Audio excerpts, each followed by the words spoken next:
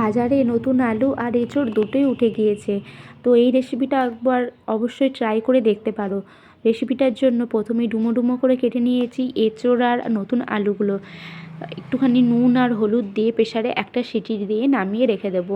তারপর সেদ্ধ করে রাখা এই এঁচোড়গুলোকে একটু তেল দিয়ে ভালো করে ভেজে নামিয়ে রেখে দিতে হবে। তারপর আবার সেই কড়াইতে একটু তেল, পাঁচফোড়ন, গোটা জিরে, পেঁয়াজ কুচি দিয়ে ভালোভাবে ভেজে নিতে হবে। পেঁয়াজগুলো ভাজা হয়ে গেলে তারপর দিয়ে দেব টমেটো কুচি। টমেটো কুচিগুলোকে দিয়ে একটু পরিমাণ মতো নুন দিতে হবে। আর পেস্টের মধ্যে লাগবে আদা, রসুন, জিরে, ধনে, সামান্য মিট মশলা আর কাশ্মীরি লঙ্কার গুঁড়ো। তো ভালোভাবে মশলাটাকে কষিয়ে নিয়ে তারপর ওই ভেজে রাখা এঁচোড় আর আলুগুলোকে এর মধ্যে দিয়ে একটু ভালোভাবে কষিয়ে নিতে হবে। কষানো হয়ে গেলে তারপর অল্প পরিমাণ জল দিতে হবে, তার কারণ এটা আগে থেকে একটুখানি সেদ্ধ করে রাখা ছিল।